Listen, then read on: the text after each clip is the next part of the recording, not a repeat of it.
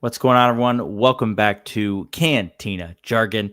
This is episode 39, I want to say. Honestly, I'm not exactly sure. And I'm not even sure where Caden is right now, but he is going to be joining us at some point soon, I believe. And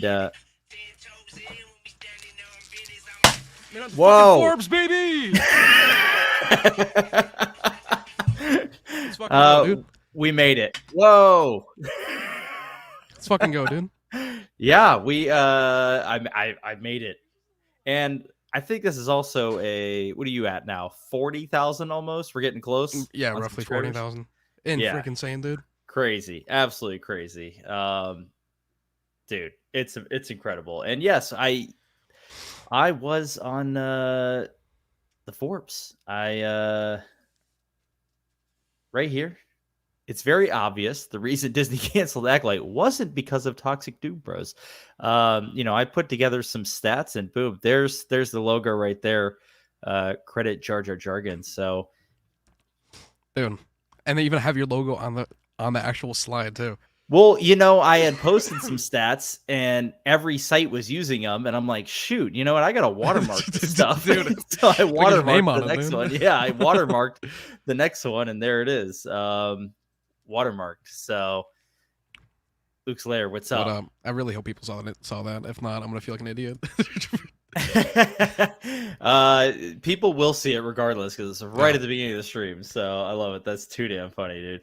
But yeah, we're on Forbes. So next time I got to figure out a way to get the podcast linked on there when Skeleton Crew's over, and I inevitably share those stats. Yeah, so it's gonna be insane, dude. There were a lot of websites that actually shared the data I'd put together, but this was the biggest one, of course, of all is Forbes. So pretty cool. I mean, yeah, freaking insane, dude. I mean, it's not as insane as like 35,000 subs, but no, Forbes is fucking bigger, dude. Like, I don't know about that, man. I don't know about that. Next time I need to get them a link to the YouTube and to the podcast, and we'll be then we will have made it. I mean, what are you gonna do? So, right there. It's fine. Right on, dude. I love it. That's so the last one I got. That's so funny. Are we also celebrating like the Acolyte cancellation? Or are we just? I mean, it's gonna look like that. Like Acolyte cancel. Let's fucking go. Like that is so funny, man. I mean, the Acolyte cancellation. I'm like super indifferent about it. I'm like, it happened and we're not getting any more. Do I think it's for the best? Probably. Would I have liked to see where the Plagueis story was going? Probably. So, but it is what it is. You know what I mean? I'm more of like, I wish it didn't get canceled. I wish we could finish the story because I hate getting like half-baked stories. Mm-hmm. At the same time, I wouldn't want it to be from the same people. Yeah, I want new writers for sure. Yeah, I completely agree, man. But I also agree with you that it's like it sucks getting a story and you only get half of it. And it's just never continued. I feel like that happens. Well, I mean, Tron Legacy. I'm a big Tron guy. Obviously, that's another one. It's like there was supposed to be. Well, there was supposed to be a sequel to Legacy though, who was gonna follow Korra and Sam, and that got canceled because of. It's a long story, but do you remember that like Tomorrowland movie with George Clooney? Tomorrowland sounds familiar. Yeah, well, basically they had like allocated the budget to that, and they're like, okay, well, once that's a success, then we'll get Tron into production. But it was such a huge bomb that like Tron 3 never got into production. But we're finally getting Ares, and I don't know, man. I don't know what to think about that one because I'm not sure if it's going to be a continuation or some sort of.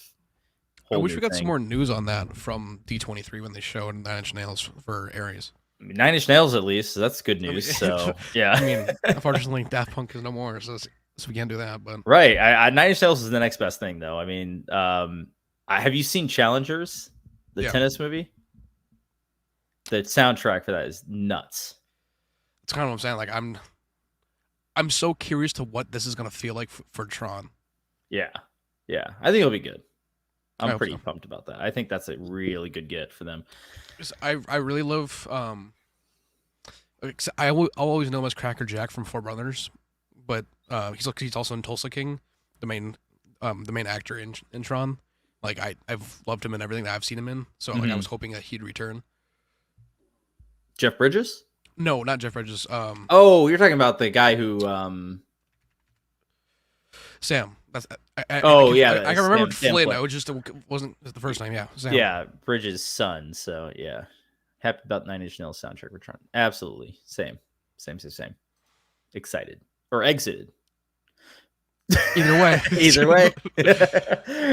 All right. I mean, let's just jump right into it, dude. Let's talk a little bit more about Acolyte. So this is the first Star Wars Disney Plus show that they've straight up said is canceled. And this has been confirmed by and they're purging it too, which is the weirdest part. Yeah. Like it's getting Willow treatment, which I didn't even think they would do. I am wondering if it's going to come off the platform at some point. And if it does, is it decanonized? I would hope so. If it's not there in the timeline of like the chronological timeline, it's fucking decanonized. If it's not there in that timeline where it shows like the Phantom Menace all the way through, it's decanonized. If it gets deleted, it's decanonized, which means Plagueis novels back on the table. Lava Props is major W. I would hope that if it does get decanonized, they would instantly greenlight a Plagueis show with like James Luceno as like the head writer. Can you imagine how much more successful that would be than the Acolyte was? Can you imagine? All I gotta say is like I've never like hated Leslie Headland, but I really hope that she's able to retire off of her Acolyte paycheck and just go live in the Bahamas or something. Dude, like, her and her wife, man, because her wife was like the main character of the show. I mean, what are you gonna do? I don't know, man. They took a big paycheck there. I'm not sure how that was all very kosher, to be honest with you. Let us look at the numbers. How about that? Yes. Let's take a look. Let's look at the numbers. Plagueis show would be W, absolutely. It would be as much of a W as this. Just the other way around. That's right. We see those numbers go up, not down. Right, and that's the thing here. A lot of people are trying to put blame on, there was too much toxicity around the show, and everyone hated on it. The fact of the matter is, no one tuned in to watch it. I mean, and I literally mean not even the core Star Wars fan base. I mean, it just viewership diminished. It didn't even qualify for the top 10 on Nielsen 4 straight weeks. The only other time that's happened at all is 1 week for Andor. 1 week. Which is crazy because isn't that the episode, like the Prison Break episode, where they break out of prison? I believe episode 9 is the Prison Break episode, but the top 10 that week had a high threshold. It was in the 400s. Whereas these ones, I mean, this threshold was 315. I mean, this 291 was 291. So. I actually believe that. This is a little bit of speculation, but I believe these numbers are probably closer to the 200s than what we thought they were. I mean, that's still insane though. If it didn't not qualifying for 291 at the least, like that's bad. That's really bad. I mean, the numbers are here. It's bad. It's really, really bad. He says Prison 8, episode 10. That episode I love. Yeah. Oh, it's like my favorite episode. But the interesting thing, obviously, again, is the finales, right? Like you can see Andor's word of mouth kicked in around episode 6 or 7, and then it started to grow back up. And by the time we hit the finale, we're at 674 million minutes viewed. Whereas Ahsoka was lower at 575, and then, of course, Acolyte's lower at 335. Another really interesting thing, the Ahsoka episode and the Acolyte finale had the exact same runtime. Down to the second. Ahsoka delivered a way better finale, though. Exactly. Down to the second. They had over like 240 million minutes more viewed on Ahsoka. Powerful Filoni, my man. That's all I gotta say. I mean, yeah. So at the end of the day, I can't understand all this. Like, have you been on Twitter? It is just like a toxic cesspool. Right now. Yeah, no. I had to like start hitting like do not recommend Star Wars like stuff just for like on my Star Wars like Twitter page, just because like all I was seeing was that stuff, and I'm like I can't even get to like the scoops or the leaks for Marvel or Star Wars stuff right now. All it is just like flooded timeline with stuff. Yeah, man. It's like.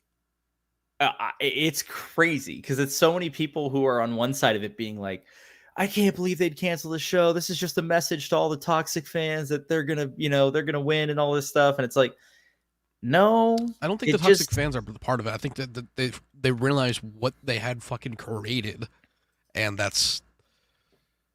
I think I hate going into like the whole like shill thing and people getting called like a shill. right. But like I was even getting called it just for making videos on the Acolyte and not talking about the hate.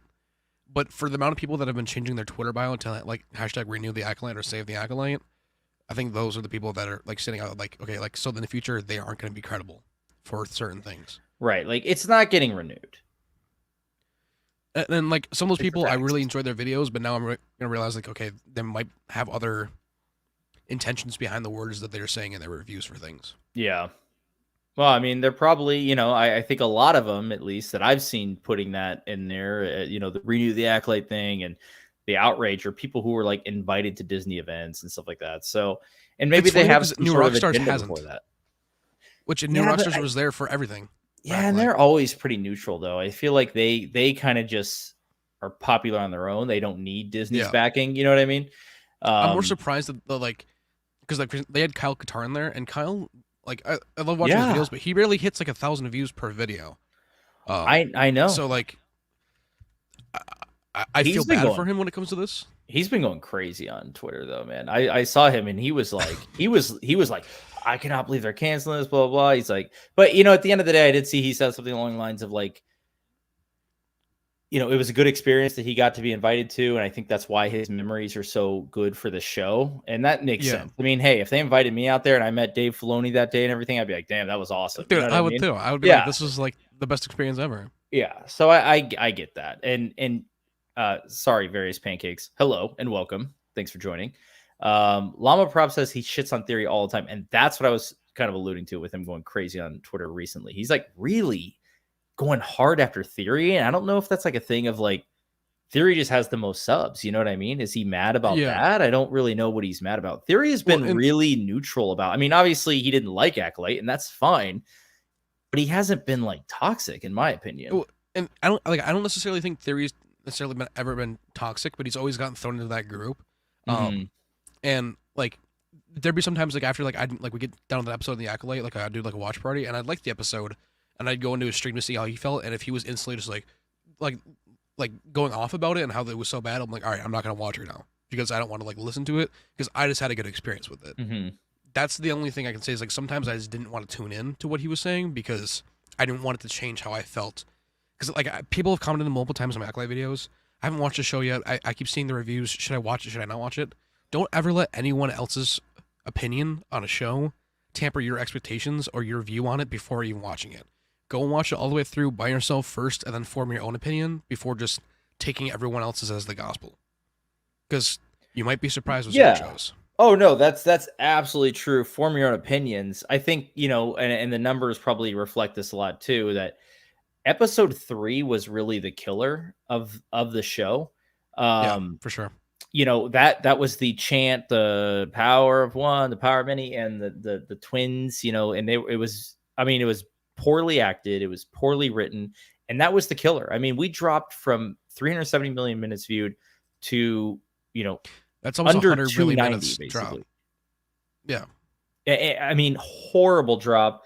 And that wasn't even the short episode. The short episode was episode 4. So, I mean, it wasn't in fact of episode runtime. It was just the fact that people just stopped tuning in. So I think a lot of people did give it a chance and they just tuned out. And that's okay. If you give it a chance, if you're into Star Wars, if you give it a chance, if you're not into Star Wars, don't watch it. Who gives a shit? That's kind of what I'm saying. But no, like I've been following Theory since 2019, and I've always like loved his videos and stuff. It's just I think Theory gets shit on all the time for different things, and that they aren't all necessarily true. It's just people throwing around words. I mean, he is the most subscribed to YouTube channel at the end of the day for Star Wars. So he's close to even passing Star Wars as the main Star Wars channel, for sub-wise. I mean, he just has a huge spotlight on his head, and he is he's very critical. I think it comes from his love for the franchise though, and because of that, people want to paint him in a certain light. And Kyle Katarn has gone hard on him lately, and I don't really get what that's about. I don't know if it's a jealousy thing. I don't know. I'm not gonna. Yeah. I'm not gonna try to speculate, honestly. You So win some, you lose some. What are you gonna do? that's right. That's right. What's intelligent life? Those Earthlings. That what a great name, man. That's crazy. Disney is bootleg. What does that mean? Bootleg. I mean, you can be bootleg when you spent $4 billion on buying the property. What? What does that mean? Disney is bootleg. I don't understand what that. Please elaborate. I'm actually really curious. I'm glad I got canceled mainly so they can't ruin Plagueis. I gotta say I was a little concerned where that was going with the same writers. If they brought in a whole new writing team, and probably, I mean, the direction was fine. I guess the fight choreography was awesome. Yeah, they would need a guys whole that new did writing. the Rogue One hallway scene. Oh yeah, that's true. That's true. I think you're right. They need James Luceno if they're going to do Plagueis. Yeah. He wrote the definitive Plagueis novel, which is beloved. In my opinion, you could not touch that character without having that person involved in the meetings, just like Zahn was for Rebels with Thrawn. Yeah, and I hope Zahn gets included more with the live action Thrawn stuff too. I guarantee he is. I guarantee it. We just haven't seen the making of yet for Ahsoka. Yeah, so we don't know. I'm hoping we get it soon because they definitely recorded it. They're taking the interviews and posting them on their channel of that recording from the behind the scenes. So, I mean, they were making shorts about it. So they have to have it. It's just not out yet. Yeah. I hope we get something like that. The show was decent. All of the rehashed nonsense that comes out of Hollyweird, and it wasn't that bad of a show. I mean, the show was, to me, below average. And when you're spending $180 million in the show, I don't think that's acceptable. That's my opinion. By the way, Revenge of the Sith was made for $110 million. That's all I have to say. Inflation, probably closer to 180 million, but at the end of the day, still, I'd take 10 Revenge of the Sith over one episode of The Acolyte. So. Oh my gosh. So with inflation, it's saying that it would have been never mind. It's not even. Oh, okay. Apparently, it's saying it's 1.3 billion, but that doesn't make sense. So, no, that might be that's not possible with inflation. Yeah, so inflation that makes zero sense. No, that does make zero sense. But what's intelligent life? Those Earthlings. You are, obviously entitled to your opinion. If you liked it, I'm sorry for your loss that it's been canceled. More the power to you. And, at the end of the day, I think that enough fans didn't resonate with enough fans because I just think there's this current issue with Star Wars where they're not really targeting their core fan base. I think the first thing you have to do is capture the core fan base, and then the rest will follow, right? I think Marvel is the absolute blueprint here because they took storylines from the comics, they built them up, and people followed. Eventually, people came in. They're like, what is this Avengers? I got to see this. And they go see it. And it's one of the highest grossing movies. And then there's another Avengers. And they're like, okay, this is getting really interesting. But if they took the Infinity Saga, takes so many different real storylines from the comics. Yeah. Disney set themselves up for failure. They've neglected to, and sorry, I'm not trying to cut you off, dude. I'm like, I'm just getting I'm going into the EU thing again. Kathleen said there wasn't novels to work off of. There isn't anything like that. Well, there's an old interview with George and Kathleen where he literally tells her, well, you got plenty of novels. You have my scripts. I've seen that interview. Yes. And at the end of the day, the stuff was there and all they needed to do was pull the good parts from it. But no, they wanted to go and make their own thing completely from scratch. And that's why you've lost a massive chunk of the audience. I also think that's what happened with Secret Invasion. I mean, that storyline spans 16 plus comics, all tying into the story, building it up before you even get to the main story. Right. And so to get a 6-episode show, I mean, Sam Jackson was literally the only thing good about that show. And it's sad because Secret Invasion should have been its own Avengers movie with a 5-year build-up. I agree. Which they were doing, and then it just deuces. So yeah, and I think Marvel is definitely they did fall off course a little bit after the Infinity Saga, but I think Deadpool and Wolverine is look, we're gonna get the OG fans back. We're There good. you go. There's your gambit. Yeah. they're gonna get their OG fans back, right? Yeah. That's what they need to get first. Now they got the OG fans back. Move into Fantastic Four. Get ready for the next Avengers movie. It's very according to the most recent leaks is that they're reworking the Blade movie now to be a father and son movie with Mahershala and Wesley. Oh, as like a send off for Wesley's character and for Mahershala to take the reins. The reins. So, I mean, even if they do that, that would bring in so many people, because I've had videos posted about Blade, and there's so many people that are like, give Wesley his final movie. Give him his final send off. Even Ryan Reynolds is saying it. I mean, Blade was my first Marvel movie, as a child. So I was 03 Affleck for me. Nice. So, yeah. Blade was mine, and I loved it. I thought it was so cool. So I would go crazy for that. And I thought Mahershala was a perfect casting for a new Blade personally. But I mean, seeing Snipes again, man, get his like Logan send off. Motherfucker's still trying to ice skate uphill. Dude. Yeah. That'd be so cool. I'm all about it. All right. Lava Prop says, and it's worse since he's friends with Mauler, so people give him shit for that too. Yeah. I mean, I like it. It's almost comical. I mean, the fact that he they renamed the podcast to Stargrift. That's a joke. Hilarious. Yeah, that was really funny. Yeah. Because he just he's willing to screw with people because he knows that at the end of the day, people are gonna give him shit. So what are you gonna do? And Mauler, honestly, if anyone, I don't really watch Mauler religiously or anything like that, but I've seen him here and there, and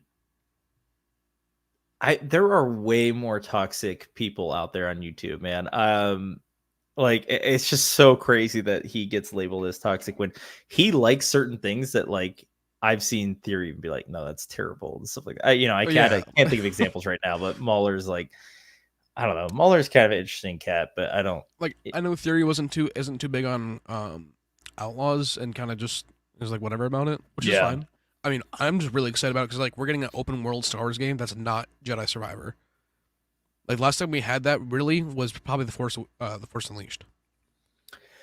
Yeah, I'm curious to see how that game goes. I mean, that's another thing though, where it seems like they're just overwriting Shadows of the Empire completely. And Shadows of the Empire was a massive multimedia Legends project that was literally headed up by George. So, a part of me also is just why aren't you using, the Shadows of the Empire storylines? Are we going to see Caesar? Are we going to see?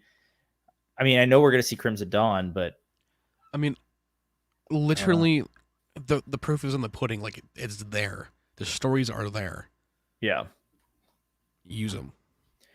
That's the way I see it. I mean, just use the stories, and they don't have to be a 1-for-1. I mean, Marvel proved that you don't need to do it 1-for-1, but you can adapt the right storylines. And I think for some reason, the only people who get this are Favreau and Filoni at this moment, because they are, I think, trying to do it with Thrawn. We'll see how successful it is, but that's why I think they're trying to do it with Thrawn. I have so much faith in I already have had faith in Favreau, but going through the making of Iron Man and for making shorts for it and stuff, Favreau had talked about for example, Tony getting to the first time he uses his repulsors and he has to lift off when he has the half suit where it's up to his legs, and they're talking about well, how do you do it with wires to make it look right? Because everyone's seen wire work, so how do you make it look new and inventive? And they fully that's the first time wires were ever attached to someone's feet before, and they were lifted around that way, and they had a contraption outside of the building almost on a wheel that they'd crank to get him around and stuff. And have him fly around. But Favreau was so we have to get this right. We have to get this right or it will not work. And just seeing that back then even, I'd know that his movie is going to be incredible. Yeah, Favreau's he's a big guy on technicals. Yeah. And what your story obviously. And doing stuff practically too. Yeah, he loves practical effects. So I really like Favreau. I think I trust him. I trust him a lot, and Filoni knows the lore, and I trust Filoni more than I do. What's his face? Who's the big story group guy? Pablo Hidalgo. Yeah. It's literally Jesse Pinkman and Walter White. with Filoni and Favreau. Like, Filoni knows the chemistry, and Favreau knows the business. Right. And they're not perfect, but I think that they understand Legends and they're willing to incorporate some of those storylines and hopefully right the wrongs of what's happened. The other thing I wanted to say real quick is that, like, I think what Disney thought was going to happen is they were just going to write all their own stuff and it was all going to be hits. And I think Rogue One maybe set up the wrong expectations for that, because Rogue One completely takes what was an old storyline with like Kyle Katarn, you know, being the one to get the Death Star plans and all this stuff, and they just give it to someone else completely. But Rogue One and Andor are so good it's on another level. It's so well written, it's so well done that we can sit there and say this is better than the Kyle Katarn story. How often is that going to happen? Rarely. That's what I'm saying. Like, I would even say, like, I would take Cassian Andor and Jyn Erso, like, that story over that being Kyle instead of them. I would take that story over. But that's one out of countless projects now. Yeah, exactly. That's the issue, I think. Yeah, and with Marvel, they learned, like, they like, I know that you've seen it, but they know that they need to get Doctor Doom right. And I have it for my video making about Doctor Doom with RDJ. There's another interview I found I haven't shown you. Not Favreau. RDJ and Feige were sitting in the office and saying, "We have Doctor Doom. We need to get this right." And this is at the like Disney investors retreat last year. They're like, "We have Doctor Doom. We have to get this right. We have to get this right, and we need to do this way." And that was RDJ saying, like, this character will reinvent the MCU. It'll bring everyone back. Right, and it's not just him, like, hyping it up. Like he genuinely is. They're doing it. They're not half baking it. It's not just a subtle, like. I mean, they can't. Or screwed. Point. Like, they can't afford to. Like, Secret Wars and Doomsday is going, and Fantastic Four first steps, going to be incredible. They're going to be ultra important to the future of the MCU. If they nail it with those 3 projects, I think, which if they do, then they've cemented themselves as, like, it's not only the Infinity Saga now. We can do this too. You know what I mean? Yeah, and I would even say, I mean, because, like, the 2008 Iron Man last year, I believe, got added into, like, the film archive. Oh, like, yeah. Like, as like a cemented piece of history now. If they pull this off and it's successful, I guarantee Doomsday or Secret Wars or both of them will be in that film archive. We'll see. Because of how much it'll change. It will cement Marvel as, like, a whole new. I mean, yeah, that puts them in a whole nother stratosphere. You got to think they're rebooting the MCU after this, after Secret Wars. I know. So, like, dude, it's a big leap, but I think Feige's been really risky good enough to do it. Yeah, Feige's been really good for Marvel. So yeah, Plagueis would be great with James Luceno. Obviously, I mean. He really, Plagueis was like a throwaway line from Revenge of the Sith. And James Luceno made Plagueis who we know him as now. Yeah. He's responsible for it. And I honestly think, too, after the fan project of, like, making the Plagueis chapters and stuff, like that 2-hour fan film, incredible. Just because of what was able to be done. And I think that's going to give Disney, like, hey, we need to do this. I mean, I've been saying it for a million years. I'm going to continue saying it. They just, at this point, since they're not going to take a lot of the Legends storylines, just animate a Legends timeline for us and just be done with it. Yeah, whether it's like 2D animation or even Clone Wars animation. Yep. If they want to just say, you know what, we're done with Clone Wars animation and canon, we're just going to move it over to Legends and we're doing all Legends stuff, like, people would be like, fine, I get my stories. You can have yours over here. Is it going to lower some of the viewership on these live action projects? Probably. I mean, can flip? Like, can it get any lower? Let's be honest. I don't really know. like, weren't the Acolyte and Skeleton Crew made during the ins and outs of the writers and SAG strike? So Philippe, go ahead.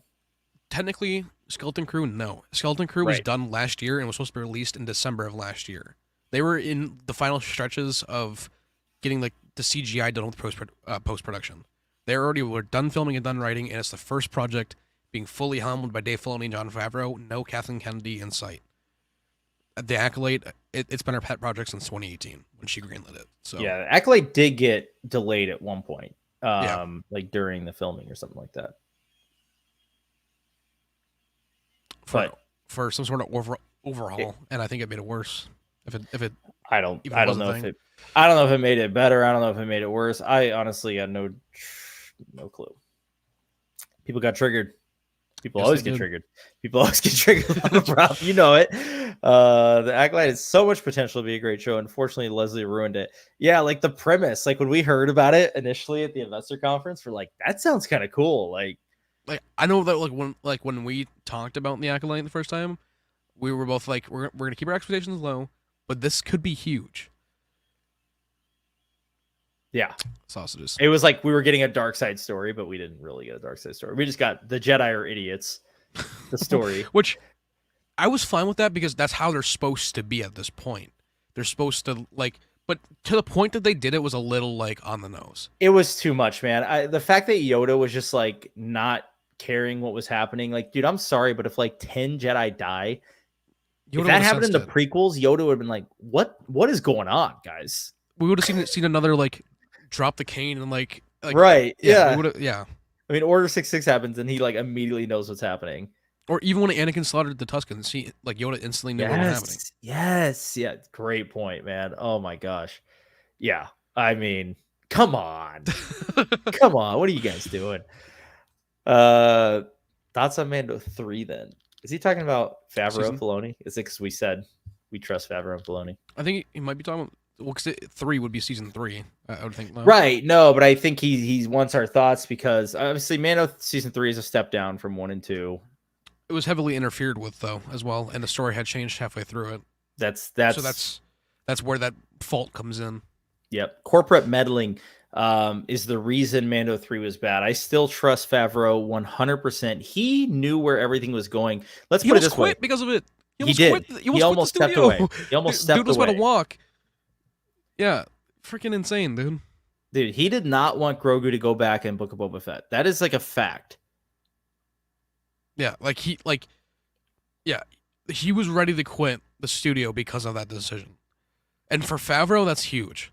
So, like, I don't think it was just over that, too. I think it was the Gina thing. I think there was a lot because he had a lot planned with Gina and the Rangers of the New Republic, which got shelved. And those storylines had to get brought into Mando 3 as well because we can't get the movie we're getting now without having Rangers.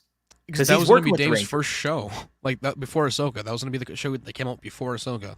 That would lead us into Ahsoka. That's probably where Zeb would have got introduced. Right. Well, that's 100% sure. He's saying now. I'm going to skip ahead. I'll get back to everyone else. How do we know the movie won't have corporate interference then? Because it's fully Dave. This is the movie fully underneath Dave's control. I think. There are some rumors out there that Acolyte was being soft greenlit within Lucasfilm for season 2, and this is like Jeff Snyder, like some of like the industry insiders are saying this, right? Basically, Kathleen wanted there to be a season 2 of the Acolyte, but Disney said absolutely not, and they canceled it. So I think at this point, Iger and company are okay with overriding Kennedy and just saying, look, and that's why I think she said, like, she just wants one more good movie before she leaves. Like, she wants to leave on a win. So, like, and that movie will be that. Yeah, I think Favreau is getting to do what he wants and the reason I think this is because Favreau has made billions of dollars for this company. Lion King, Iron Man 2. He laid down what we know as the MCU. The foundation. And that movie got fucked with so much during production, and he still made a banger. Like, that movie, especially through the behind the scenes, it was problem after problem after problem. And they stepped in too much on Iron Man 2, right? That was the one where they were he must quit then.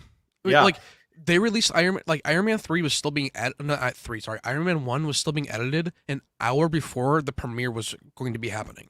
They were still editing it up until an hour beforehand. They were driving the fucking case over to go and play the movie in that theater an hour before the movie was done. or before the movie was So supposed to start. crazy. Incredible. Yeah. He says Lion King's pretty notorious for being crap. I don't like live action Lion King, but the fact of the matter is that all Favreau wanted to do, the only reason he agreed to do that movie is so that he could push the the technology further. That's all he did it for. That's And the it made technology over that $1 gave us billion. Mando. Yeah, that's right. Yeah. And he made over $1 billion for Disney. So at this point, if Favreau isn't willing to put his foot down and say, look, I'll do this movie, but only if I do it my way, then that's a Favreau problem, and we'll see. But I gotta trust him here. He knows what story he wants to tell. I do as well. And with the I haven't really liked any of the live action adaptations of previous Disney movies, and I haven't. The last one I saw probably was not Lion King. I think maybe Beauty and the Beast or Lion King, whichever one came out. Yeah, I saw the Beauty and the Beast one. I mean, he did Jungle Book too, which I think was. I did see Jungle Book too. I like that one too. Yeah, but I just we're just in good hands. It just needs a matter of time. Like everyone hating on Dave too. Like people need to understand that Dave didn't have control of the Acolyte at all. We've been saying this all along. He didn't have any control over it. That got greenlit so long ago. I the reason I trust Dave is obviously because of Clone Wars, man. I mean, Clone Wars, Rebels, Clone Wars season 7 specifically was incredible. I think that, and even if you didn't like the Ahsoka show, I think that he has enough of a plan to where it's all going to come together in the end, and it's going to all make sense, and people are going to enjoy it. That's what I think is going to happen. So, and it might not, I'm willing to say it might not, but that's what I think is going to happen. Disney has a message, so they bought already successful franchises and ruined them. Yep. They definitely, I mean, the downtrend is real in Star Wars. I will say that much. I will say that. That's all I'm going to say. They don't course correct hard, they're never going to recover. They've lost so much of the core fan base already. It's just it's crazy, man. It's crazy. And I think if the Mando movie doesn't hit with audiences, it'll be too far gone at that point for people to come back and be excited for Dave's movie and Ahsoka season 2, and etc. Between John's movie and Andor season 2, they need to both be top tier. They have to be. Andor season 2, I think we're gonna see this viewership bump up for Andor season 2, which is right here, the purple line. Obviously the finale was huge because it grew over time, but the average viewership was fairly low, only second lowest, to Acolyte. So I think we're gonna see a big bump though. Well, at the same time too, since the show's been out, Andor has gone up through word of mouth. That's right. It's gone up. It still gets viewed on a regular basis, whereas some of these things like Boba Fett doesn't really get viewed anymore. Acolyte obviously is going to fall off the radar forever. So yeah. I'm not too sure this movie doesn't feel planned at all. It was clearly going to be a season 4 until someone told him it must be a movie. It must have changed his plans. I think he was the one actually pioneering for a movie. I think so too. Other than the show. Not only that, the show creates a lot of difficulties because at the end of the day, in a show, you have to extend the runtime, and you have to get 4.5 hours of content for $120 million. Whereas for the movie, he's getting the same budget to do maybe 2 hours, and he could tighten up the story, make it a banger. So, and also too, there is going to be no room for filler regardless with that movie, because they're going to need to hit each of those points. Right. It has to be a banger. It absolutely has to be. The movie is the first Star Wars movie back since Rise of Skywalker, which we know is a big stinker. And it needs to be a huge win. It has to hit on every level. And if it's not, I mean, Disney I don't think they have any way of recovering the movie side of Star Wars. If it doesn't win. So yeah, because Rey's movie is still set to come out before Dave's. If John's movie does well and the Rey movie tanks, I guarantee it'll be the same thing with Solo, to where Dave's movie does horrible because everyone will be so Rey's pissed off movie again. Isn't happening. There's no way. There's no way. I'm sorry. Until we get them like the message out there that it's fully canceled. I'm still like they're still gonna try. I bet you this. I bet you so much money that Star Wars Celebration next summer, right? Star Wars Celebration happens, and we get nothing about Rey's movie.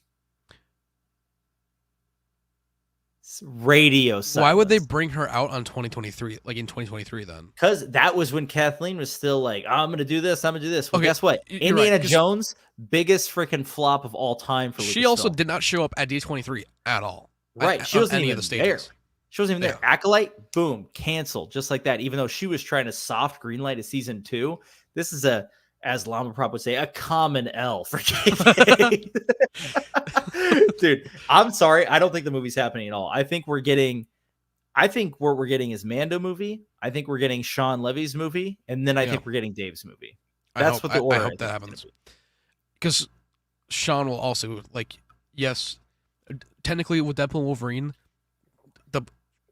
the timeline wise is a little bit screwed up now. But besides that, I don't want to just say recency bias.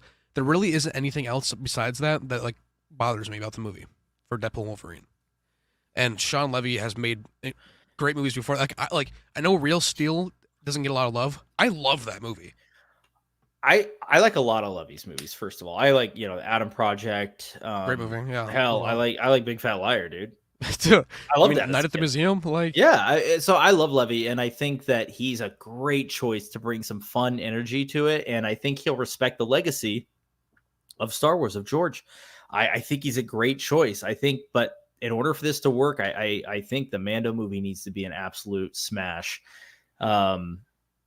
And I think I just trust him, man. I just trust John at the end of the day. And Llama Prop, and I know you're saying he mentioned season 4. Absolutely. Season 4 was literally being written. We know that Tim was going to be in it. He even said so in his interview at Fan Expo, which you were at. Yeah. Did you attend Tamara's panel? Okay. So we were halfway home already by that time. Oh, roger that. This was on a Sunday. So he did say he was supposed to be in season 4 and he's been cut from the movie. So yes, they were telling John to write a season 4. John wanted to make a movie. It's the right way to get Star Wars back on track in the theaters, big event.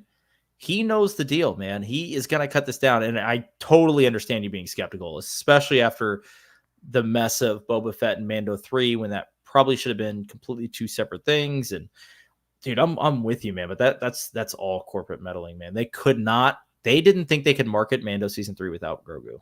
That's literally why he was brought back. Like, I mean, they could have done it in a smart way, and I can break that way down for you really simply. Give us Mando's story and Bo's story, have them together, but then also have each episode, like last 10 minutes, be Grogu's story with Luke. Yeah. They could have literally just had like Grogu training with Luke at Luke's temple and had stories there, and left off the season with that debate, like, are you going to choose the lightsaber or are you going to choose your Mandalorian armor? And left it as that, as like the end to the finale, and we'll leave it up for the movie. Oh, I don't even think they had to leave it for that, because I think when I watched season 3, something tells me that he left a lot of the original storylines in there, especially the fact that Mando was captured by Gideon. You can't tell me that Grogu wasn't the one who was supposed to show up with Luke and save him. You can't tell me. Yeah. You cannot tell me that. There's no way. I mean, imagine Luke against the Praetorian Guards.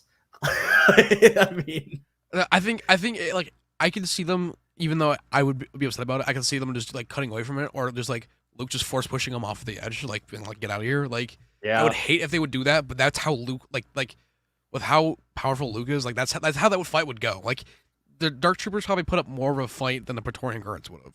I think ultimately the best thing they could have done, though, was, yes, for the majority of the season, Grogu was with Luke, and then he has his Empire Strikes Back moment. My friends are in trouble. I need to go help them. And as Yoda said, no, you can't. You need to finish your training. Luke would have been like, yeah, let's go help your friends. And Luke also didn't return back to Dagobah after that either. And he lived with that regret, with not being able to go back to Yoda. not coming back sooner. Yeah. He even says it in Jedi.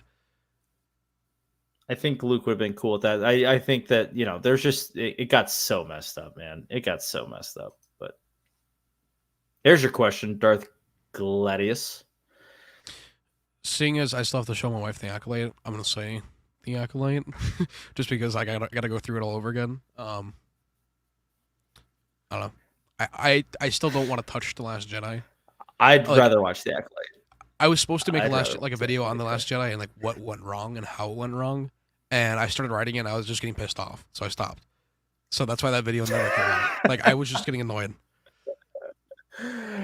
I've only seen The Last Jedi a couple times at this point, or maybe since it came out in theaters. And last time I watched it, I was so irrationally angry. I'm like, I just cannot believe this exists. I cannot believe this exists. Acolyte was like bad, like average bad though. It was just like fine.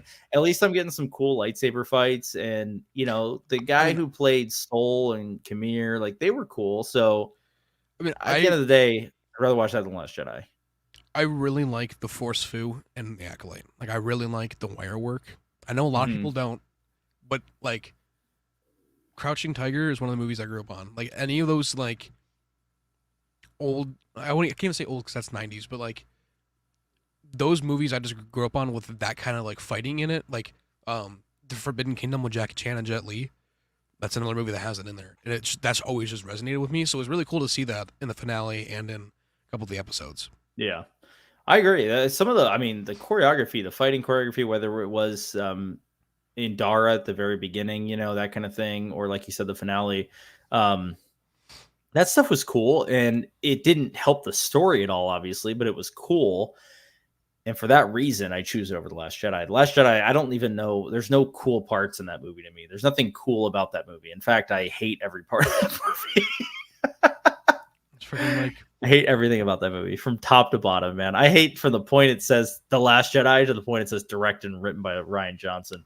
I love Benicio del Toro, but I really hate the like hazy and smelt. Like I hate that. The way he talks in it. I like him too. Like, why do I hate him so much in that movie? Like, I know that's kind of the point. Like, you're supposed to hate the character, but I was genuinely annoyed. I'm like, why did Benicio like okay this? Like, he's such a good actor. Why did he like okay this? It's incredible to me. I mean, you've seen Sicario, right? Yeah, dude. Like that's what I'm saying. The fact that he's in Sicario and he's also in Last Jedi is just insane to me, because like it's like totally. I feel like they only grabbed him off of the success of Sicario.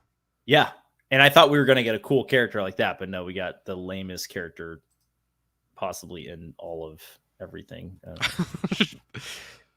Dude, I mean, I know we can go on for days and days and days and days and days about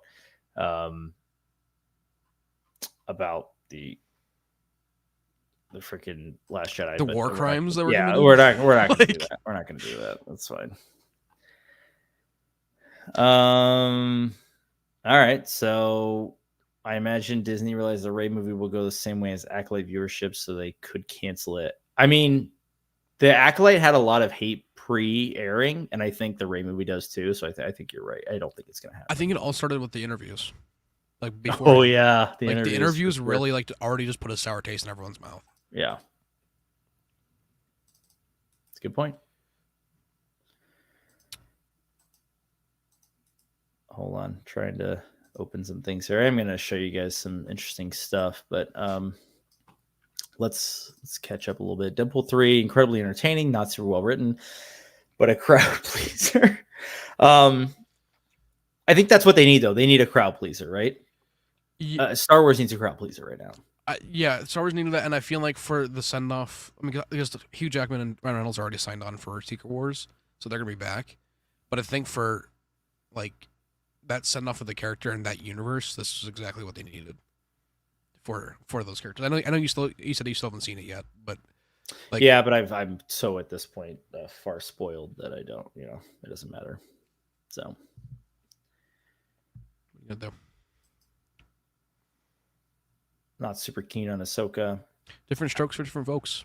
I think that show is like, was it perfect? No, it should have been a movie probably, because it was just pretty dragged on at points. But I do like it. I think it feels very Star Wars, and I do think at the end of the day, it's going to make a lot of sense in context with John and Dave's movie. The first 10 minutes of Ahsoka, like Balin's entrance, up until when like the Ahsoka title screen comes on, that would have been a killer opening to a movie, and it's written like it should have been for a movie. Can you imagine if that was episode 7? If we opened episode 7 with that, I mean, we're just like, oh shit, the New Republic is being attacked, and like they exist, because the New Republic is just ignored in episode 7. They're like dead and like halfway through the movie. That's how it should have like that scene, that first 10 minutes, whatever it is written as a movie opening, and no one can tell me different. That is the perfect like, Grand oh Admiral shit, we're getting Thrawn, right into this shit. Like Balin coming through and just wreaking havoc. And then like Morgan Elsbeth talking about Thrawn just before it cuts to black with the Ahsoka title. Like that would have been the perfect opening for the movie. It reminds me of Endgame. Yeah, it feels like so Star Wars, dude. That beginning, I do love that. The red text as a different opening crawl too. That would have been like, I've been like, oh shit, this isn't what we were used to. Like this isn't anything that we've ever seen before. Right. Yeah. That's all I got on that. All right. Last Jedi was aggravating. Agreed. Getting a headache just thinking about it. Acolyte was not for me. Me neither. How it should have ended. Did a funny send up of Acolyte. Yeah, I saw that. That was really funny with Yoda. Have you seen it? Yeah, no, I haven't. Take a look at that. I don't know what this says, and see if I can. I was about to say I got it real quick. Yeah, see if you can.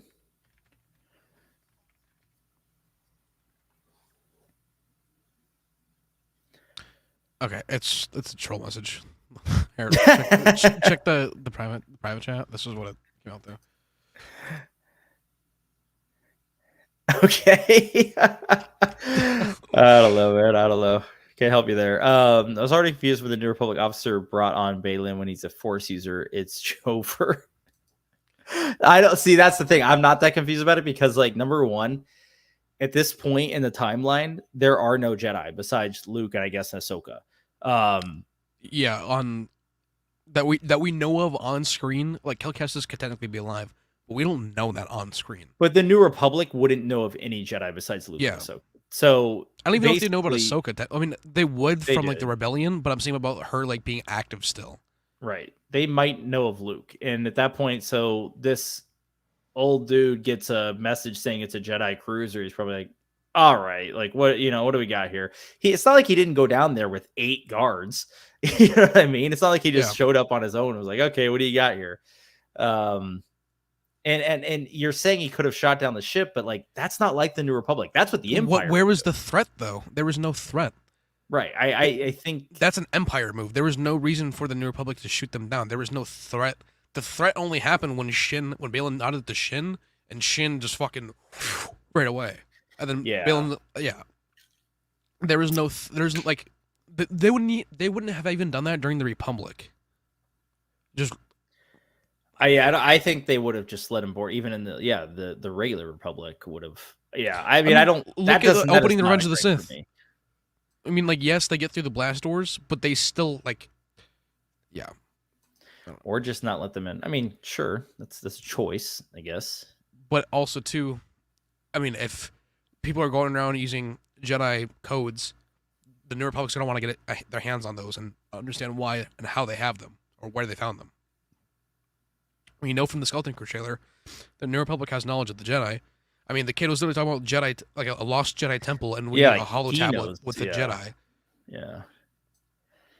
I mean, that's just like I you know, at the end of the day, Lama Prop. I think that's just something that's useless to argue about, honestly. I mean, that's like Star Wars. That's how it is. Yeah, I know, but I mean that kind of thing happened in the EU all the time. I mean, it's not like people don't make dumb decisions, but also it's not the dumbest decision. It's kind of like, okay, I'm gonna go see who's trying to communicate with us, and I'm gonna bring 10 guards with me because I don't know who this person is. And he goes down there. I mean, it's just the fact that it actually was 2 Jedi, which I think was shocking because they didn't see any Jedi at this time.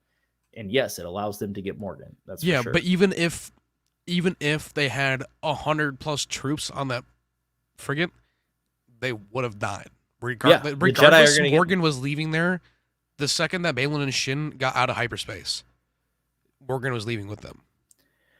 I think the Jedi against normal humans are just too damn powerful at the end of the day. That's kind of what I'm saying with Thrawn, with the several almost 10 plus Jedi we have currently. What is like the exact opening to Ahsoka is going to be the same thing with Thrawn, unless there's witches, Jor Sabaoth. Like, it's going to be the same way. There's nothing that they're going to be able to do. I think he's going to have the witches to kind of stand in against the Jedi, but I hope we get a Sabaoth, obviously. Which that brings me to another point real quick. I do want to get to Philippe's question, but I want to share this with you guys here. So we're getting this new comic line, the Battle of Jakku, which is like kind of an in-between Mando and in between like episode 6. And it's going to revolve around Luke a lot, which is interesting. We're getting New Republic Luke, basically, which is what a lot of people want, but this is in comic form. And allegedly he's facing off against a surviving Inquisitor. Another new Inquisitor. Who has red hair. And it has the electro staff, too. Very not interesting. A saber. Yeah, not a saber. I would be totally okay with it if it just looked more like a female, because I'm gonna be like, okay, this new Inquisitor is Mara. Dude, this is a female. Is it? I don't know. I think so. Dude, to me, it looks like young Palps with like ginger hair. Like, well, I think the rest of the hair is being blocked off by the cloak hair. I don't know. I think it's a female, but could be.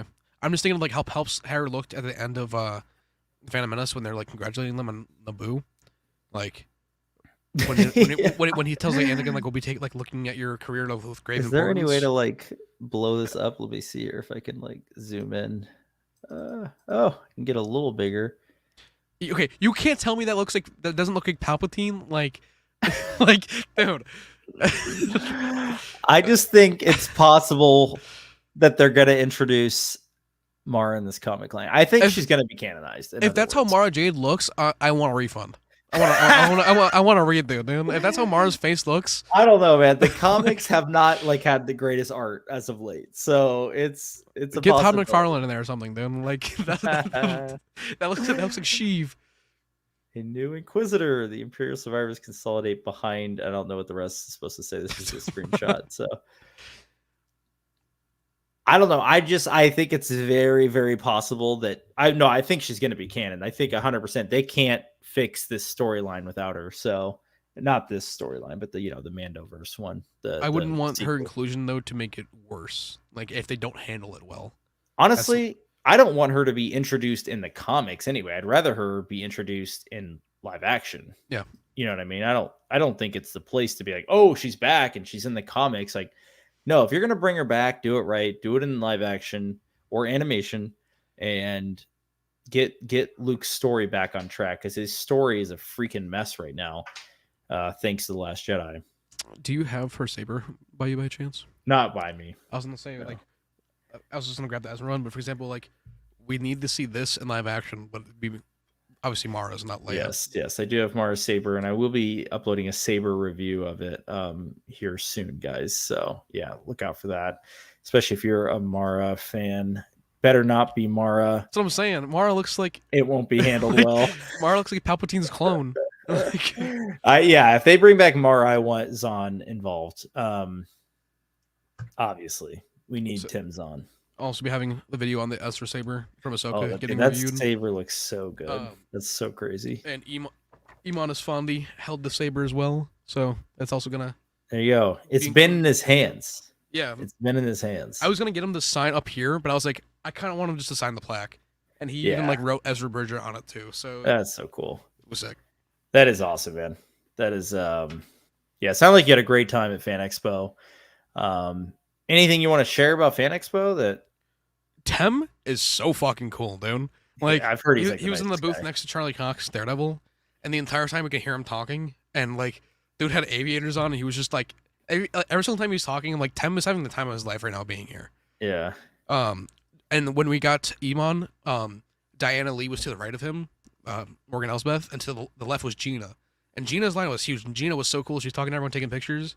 That's cool. And Diana's son and her grandkids came, and they were like behind the booth, And she was like, Iman, this is like so and so, and he was like, oh my god, like he gave them all hugs and took pictures with all of them, and then like, all right, bye guys, and then we walked up, like it was so Sheesh, cool, like that's he cool. like we saw him meeting her family in person for the first time, That's so so like funny. it was so cool, dude. That is awesome. No, it sounds like you had an awesome time. Kind of bummed he couldn't make it, but What do you have, man? hopefully, really hoping for celebration in Chicago next. Obviously, after this It better be in weekend. Chicago afterward. Yeah, that'd be freaking awesome. Really hoping so. Do you think the issues with the series overall is because Star Wars has become too fan specific and it needs a new entry point for new fans like Mando was?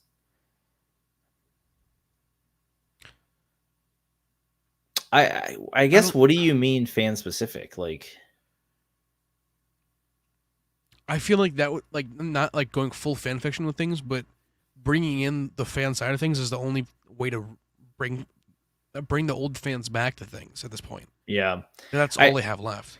right. And there was an old Feige interview. I mean, this is like, it's been a long time since I've seen this, but basically he said something along the lines of like, you need to capture the core fan base first, and then then you can work on bringing in the new crowd.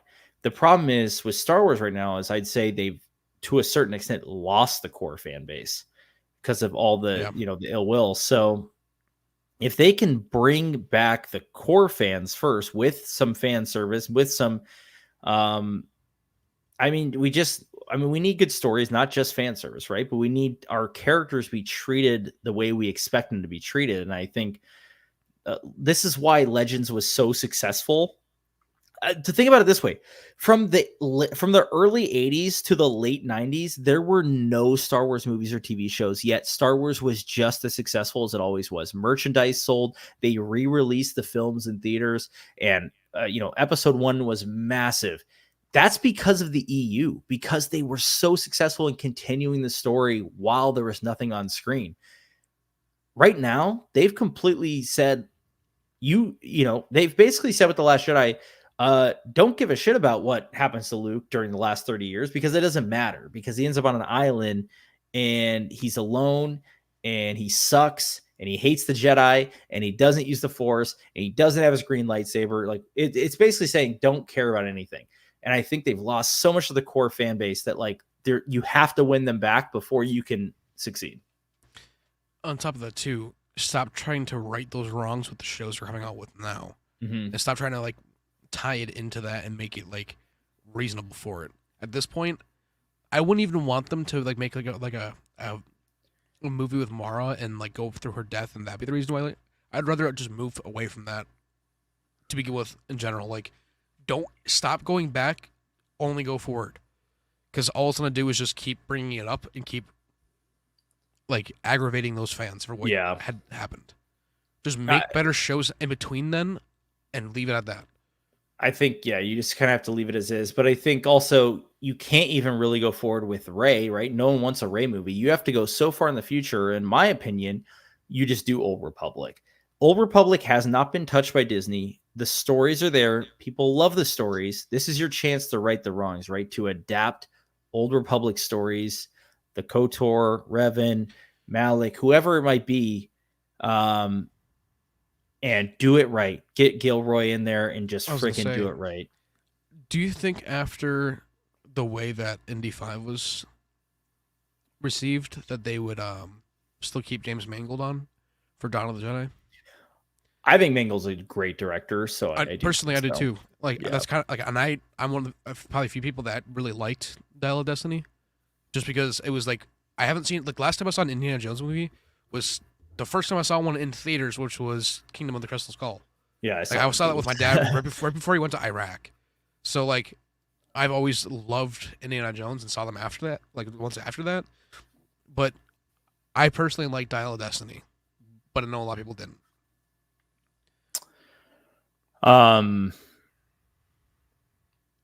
It had its moments, but it just, I think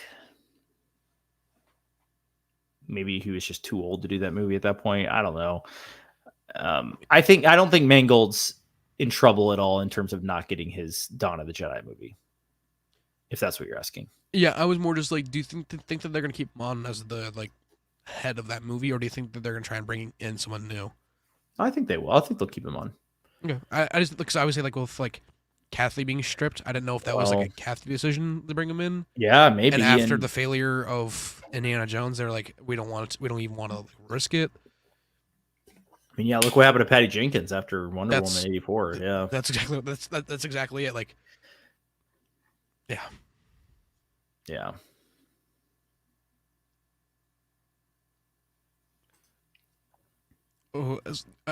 obviously we'll get down to the Sorry. question, but Llama just put a really good question in. Oh, here we go. I'm going to say Gilroy because I think he could reinvent Star Wars in a new way.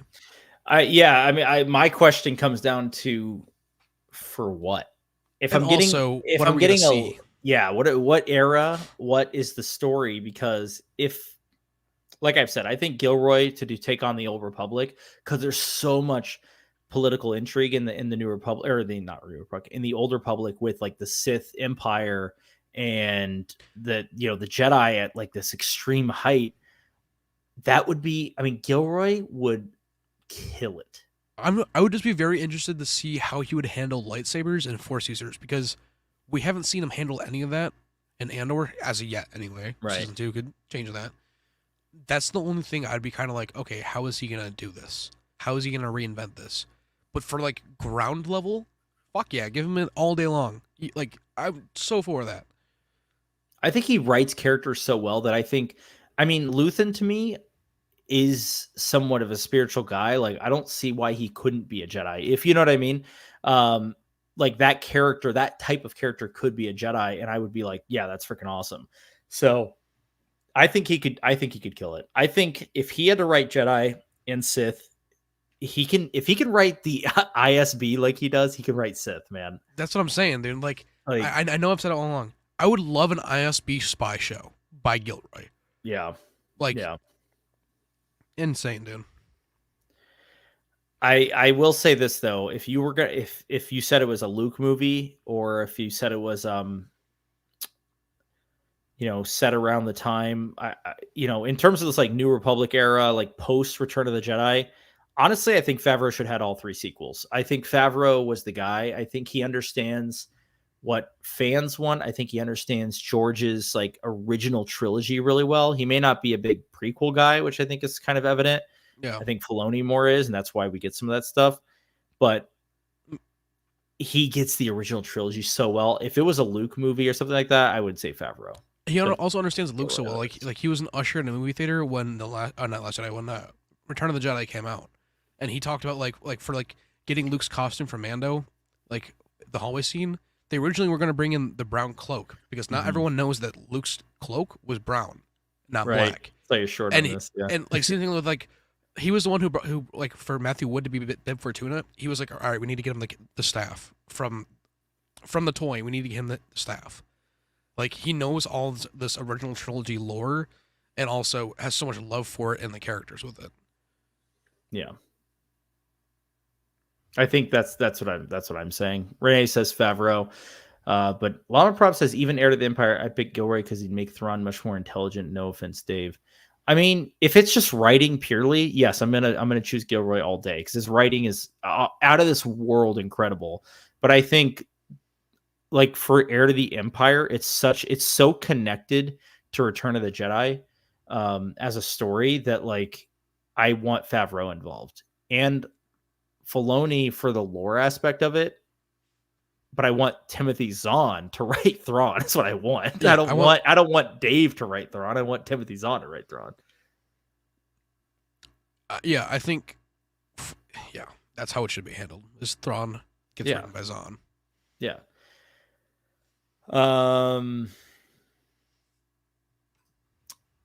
Let me see here.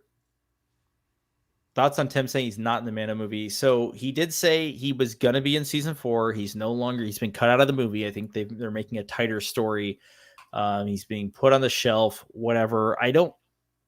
We're going to see Boba again, I think. I just don't know when. He's probably going to be the talent card of Heir. I think so too. I think he's going to be like, yeah, the I mean, Telling Card is an information broker. He's a smuggler. He's, he's definitely tied to the underworld, and I think that's what Boba's going to fill in Heir to the Empire.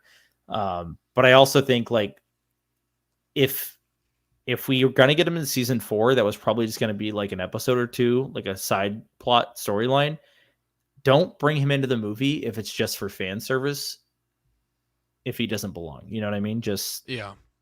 I mean, we've seen Tatooine in pretty much almost every single live action show so far. We're gonna end up seeing Tatooine again, and that's where we'll see Boba. Yep. Whenever we go back, we'll see him. Like they're gonna go there for information, and that's how we're gonna meet him. I say this because I think Mando did bring in many new people to the community, but then all the series after were not enough of an event to bring fans. Yeah, there was so much hype around Kenobi, and look where that went. Yeah, fell flat on its face. I think the Mando movie and moving away from Disney Plus series format to reach new folks and refresh the fan base. Yeah, I think some people probably haven't watched Mando will see this movie and be like, oh, there's a baby Yoda. Oh, I got to see what this is all about. I will say too, my dad didn't even see like The Force Awakens, The Last Jedi, or Rise of Skywalker, but the second that Disney Plus launched and The Mandalorian was there, that was the first thing he clicked on and started watching episode 1, him and I together. Yeah.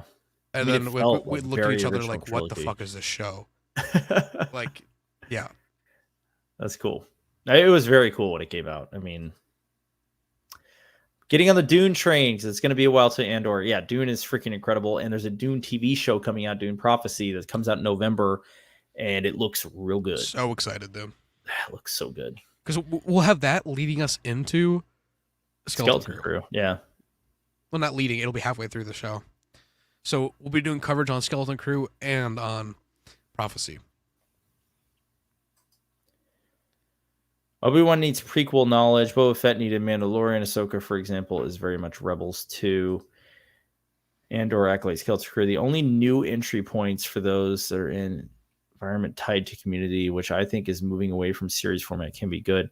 The problem with and that's the thing. Acolyte did try to move away from the Skywalker saga and everything, but it just didn't capture it. It just wasn't good, right? If you're going to do it the right way, it's got to be Andor level. If you're going to do this and you're not going to borrow anything from Legends or whatever, it has to be Andor level. That's the only way people are going to accept it.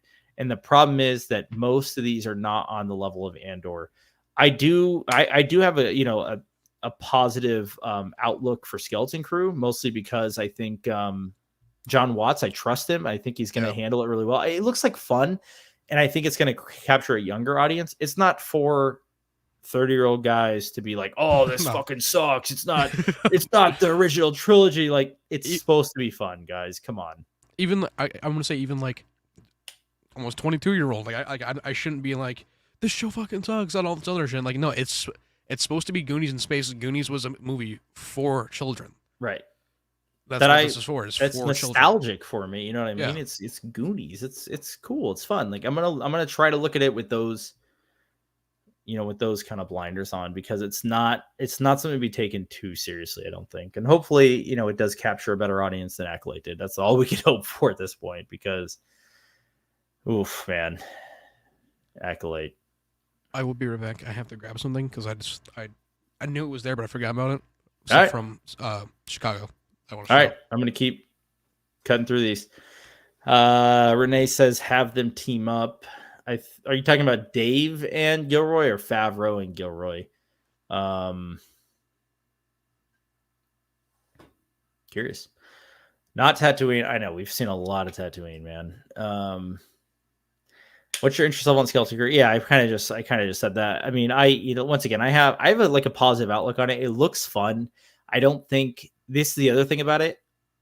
Nothing about it seems like it's going to be offensive to like the established lore, which I'd say Acolyte was offensive to the established lore. Like it really cut corners around what we expect and know. Skeleton Crew looks like just more like a fun adventure of kids, and that could be really fun. I mean, I don't know if it'll be Stranger Things level, which was like the perfect blend of everything, but but I think it should be, you know, a decent ride. And I like Jude Law a lot. I mean, Jude Law is great in everything. So he's going to play like a Force user who I don't think is a Jedi, probably just someone who knows how to wield the Force a little bit in limited capacity. So yeah, I have higher hopes for that than I ever had for Acolyte. Let me put it that way. Anyone seen Obi-Wan fan cut? Patterson cut? I gotta say too quickly with Jude Law, Repo Man, the first movie I saw with Jude Law in it. Yeah, Amazing. I like him. I like him a lot. I've seen the Patterson cut. It's better. It's better than the show. It's not perfect. A lot of the problem with Kenobi for me is it just looks cheap. It looks so cheap, but I guess it is because it has the lowest budget of any Star Wars show. I still feel like if it was more practical than all volume, like it has the Ant-Man Quantumania issue. Yeah, it looks like you're in every one of these shows has been shot on the volume, even Andor a little bit, but every single one of the shows has been shot on the volume in some capacity, and those two movies, that movie and Kenobi looked the worst because they just went for full volume. Yeah, they shot like every single scene in the volume on Kenobi, and it shows, man. It's horrible. I actually kind of liked how they did, you know, with Andor and Ahsoka. They filmed a lot just blue screen, green screen, and I don't know why, but the natural light just helps a lot more. I think being outside helps too. Yeah, just being outside, you know. Just trying to recreate the natural sunlight never works. I mean, look at Black Widow. I don't know if you saw like the Black Widow movie. Oh my gosh, yeah. When Florence Pugh hits, dude, like you can't recreate natural light. If you can't do it 100% correctly, don't try it. There's a great comparison of Dune 1 versus like Black Widow and like how lighting is used. Yeah. Obviously, I think it's also Greg Fraser though. It was Greg Fraser. So he's a lighting master. Yeah, you're getting like a cinematography legend on one side, and yeah, but it's just like you can do it. It just takes experience and some of the most skilled people in the industry. And I mean, Greg Fraser is one of those people. So yeah. The kid just shot down an Imperial warlord. The show is trash. That's going to be what's happening with Skeleton Crew for sure. I mean, if a kid shoots an Imperial warlord, I'm going to be like, damn, this show's serious. I mean, that'd be funny as hell. But we saw that with Luke though in episode 4. Yeah, he basically was a kid, dude. He was just a kid on Tatooine. Like he's like, fuck it, I'm going to go blow up the Death Star. And we love him for it. Favreau and Gilroy. That would be a crazy team up. I'd be all about it. Gilroy to write, Favreau to direct, dude. Oh yeah. Fraser to be the DP. Yes, dude. Dream team.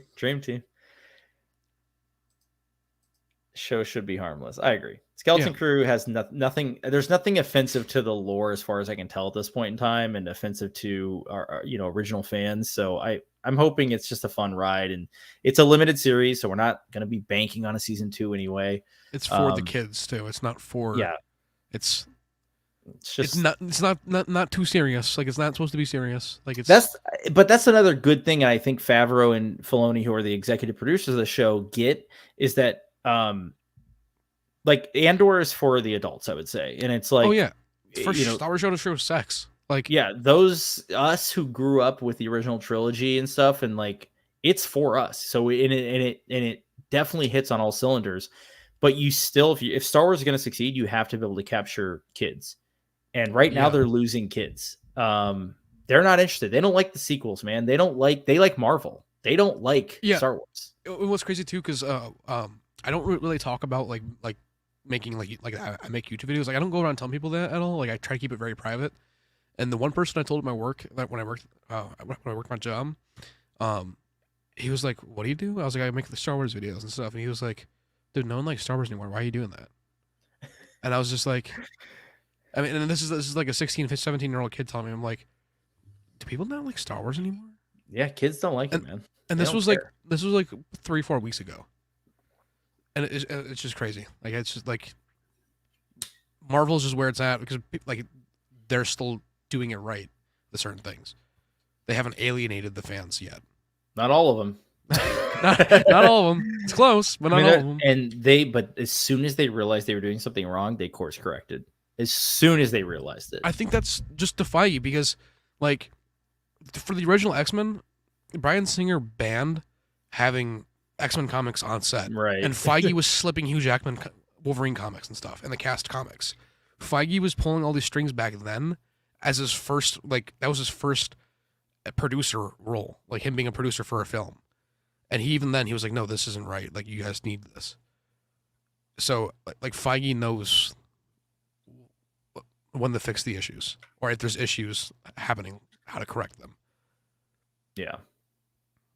And I think that's what, and we haven't seen that kind of direction out of Kathleen, because every time they've made a mistake, they've just like doubled down and gone harder. So it's like say the exact same thing. They just doubled it. Like, yeah. I mean, Last Jedi, Rise of Skywalker, gosh, and then obviously Kenobi and, meddling and Boba Fett and Mando, and then all of a sudden we get Acolyte. It's just like, holy shit, wrong turn after wrong turn. It's just like, as bad as this is going to sound, I think this works. It works and worked so well. Marvel was very hands off with Echo. Like they promoted it, but they didn't promote it a whole ton like the Acolyte. Right. And they released all the episodes all at once. Mm-hmm. But that felt like Marvel Television. That felt like, oh, we're back. It didn't feel like they were trying to make a movie or something. Yeah. Like, it had its slow points. It had its issues. Every show does. But this felt like, okay, like they were very hands off, and it shows in a good way.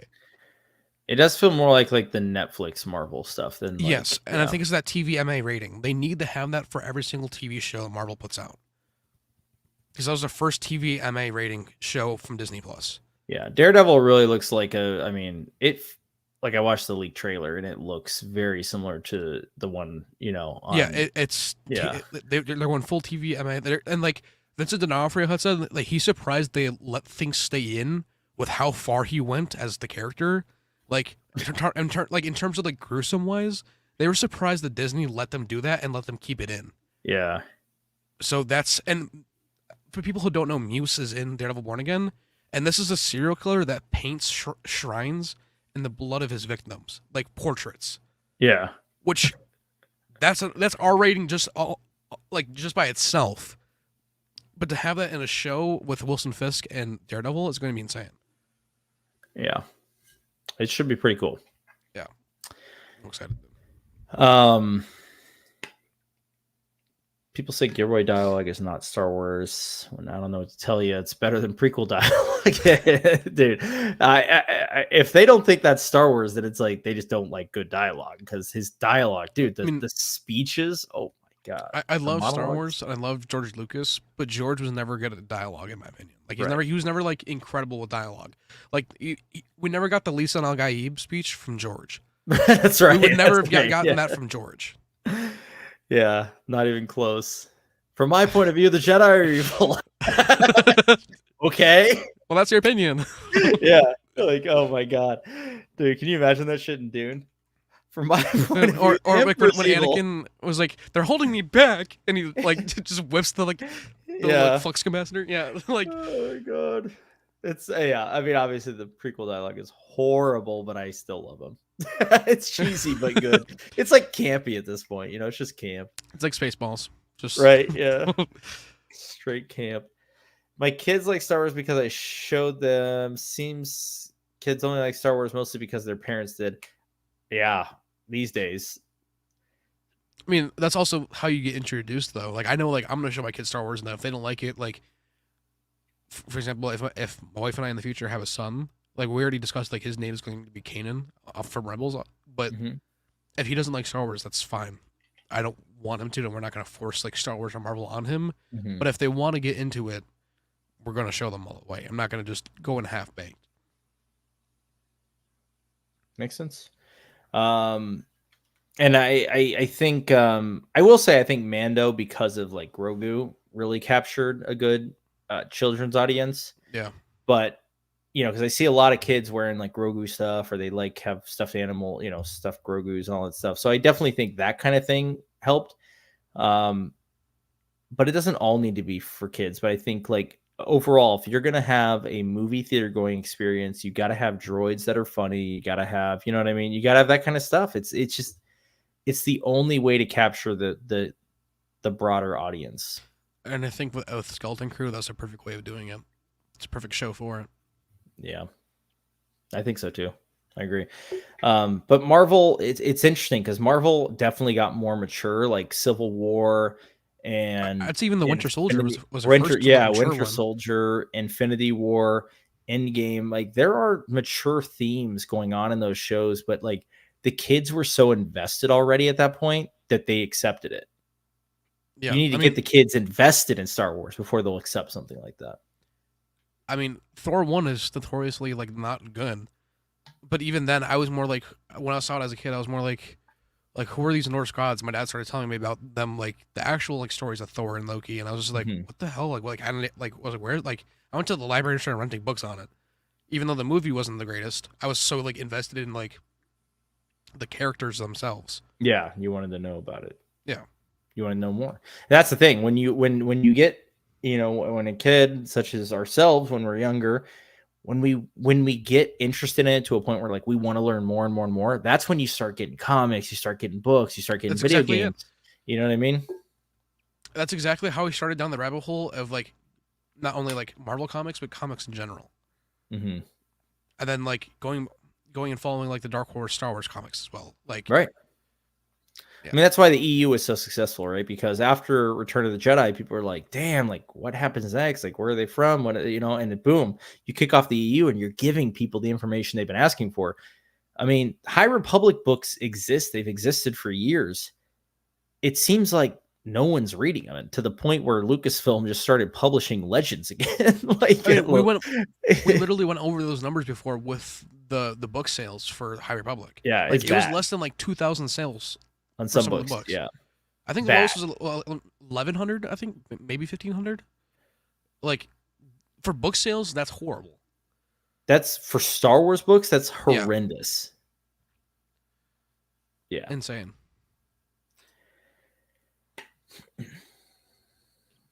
Yeah, that 16-year-old there is what I'm talking about. Haha, Andor was awesome for sure. And that's the thing. It's very low in viewership, basically, the same as the Acolyte, and it was much more expensive. Yeah, but Andor grew over time, too, though.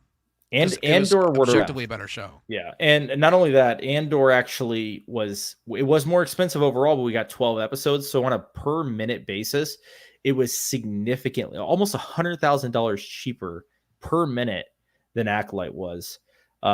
Not only that, it grew its audience. It brought in 1 billion additional minutes of people on Disney Plus. So at the end of the day, Andor, the success is written on the wall. It had Emmy nominations. It had good word of mouth. I think it the had first Star Wars viewers. show to get Emmy nominations too, by the way. No, Mando season 2 had like 20 Emmy nominations. Yes, a lot of Emmy nominations. It was like one of the biggest nominated shows that year. Insane. Yeah. I mean, Mando season 2 is freaking incredible. So, same with Marvel. I told my kids I was a comic fan. Didn't show them Echo, but I watched it. Yeah, a little mature. I get that. I get that. I will say too. There's news today that James Slater is coming back as Ultron for I saw that. What originally was the Vision Quest. So they're gonna be doing the what if version of Ultron becoming Vision, or sorry, Vision becoming Ultron, with James Slater back as the voice. I love Ross Marquand. He voiced Charles Xavier in X-Men 97, and also Aaron from The Walking Dead, also Red Skull. But I'm glad that he's back, because James Slater's only since Age of Ultron, he's only done one other movie in that time. So for him to come back, it's going to be hopefully good and huge. Yeah, that's weird. I haven't seen James Spader in like anything these days, but I do like him a lot. So yeah, he's cool. I think his last movie was 2016. That's crazy.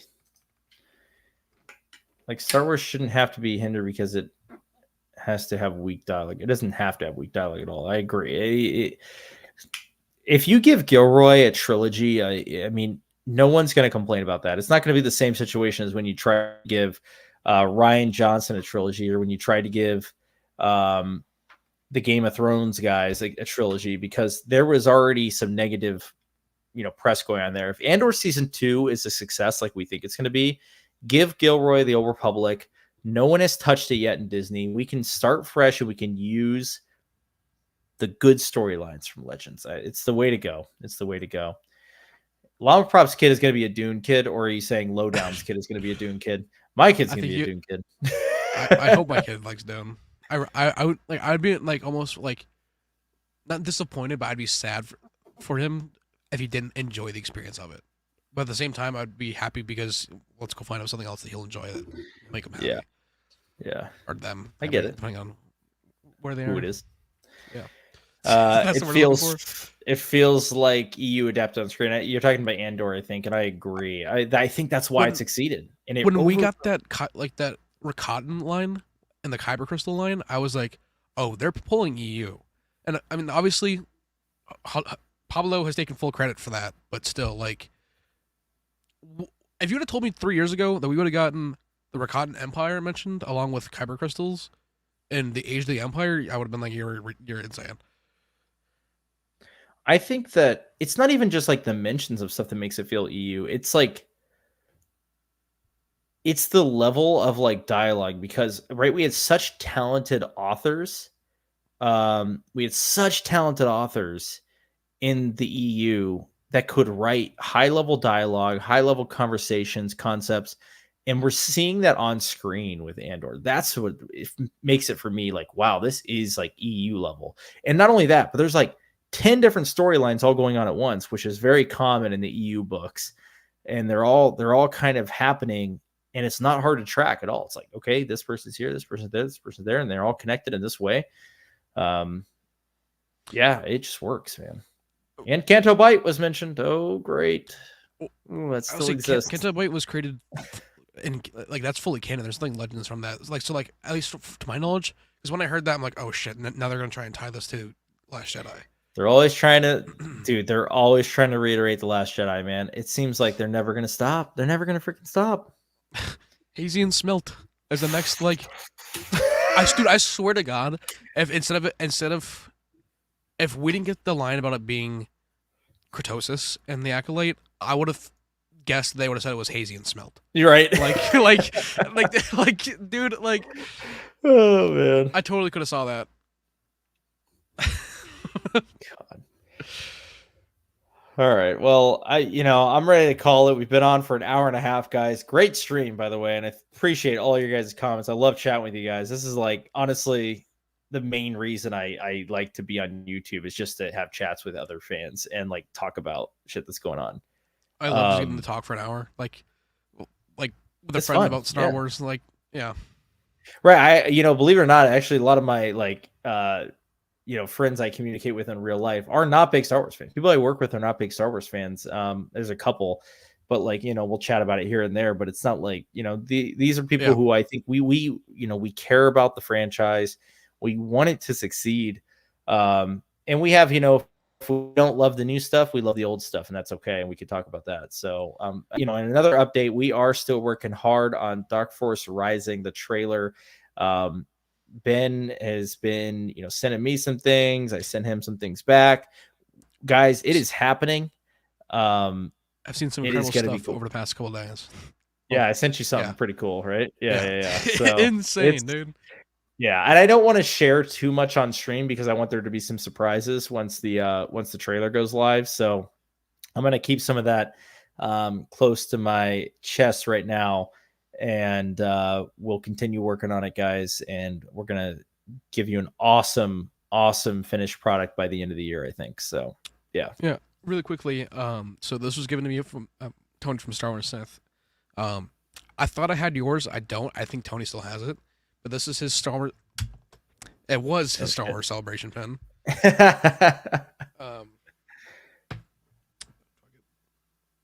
Fucking. I don't know if it'll show. Yeah. That's for Japan. Yeah, but he was giving them out to people that recognized him at Chicago. That's so cool. Also got his business card with his QR code. Whoa! And then got a couple stickers as well from him with QR code on them. So cool. Shout out to Star Wars Sith. It's been chilling on the Sith Talk hat right here. So love it. Yeah. He got you a hat too. How did you pick that up from his store? The second he released the pink hat, I'm getting that for my wife because she has like a pink golf outfit. I'm like, this will work perfectly with it. Nice. That's cool. Yeah, Star Wars Sith is the man. Tony's the man. Go check out his channel if you guys haven't, for sure. That's cool, man. Glad you got to meet him too. So Yeah, his face.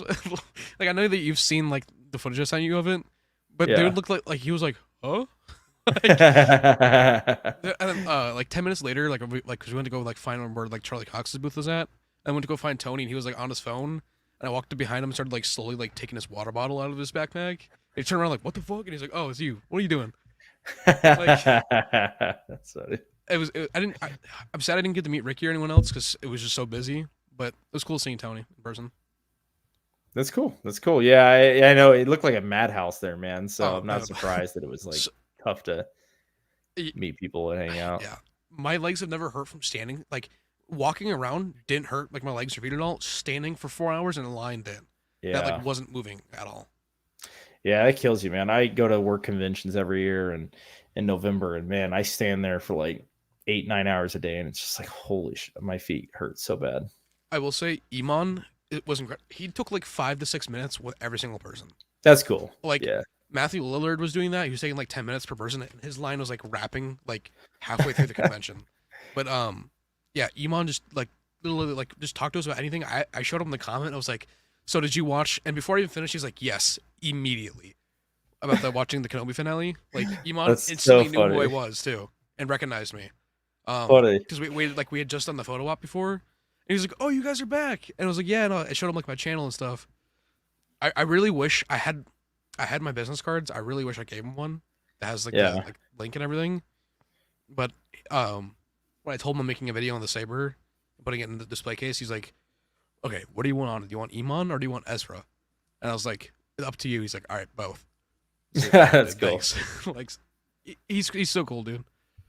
That's awesome, man. I can't wait to see your Saber review too. I'm sure you'll talk about meeting him a little bit more in that, hopefully. Yeah. So yeah, hopefully should be out this weekend. I got some stuff I got to do. If not, it'll be out Monday.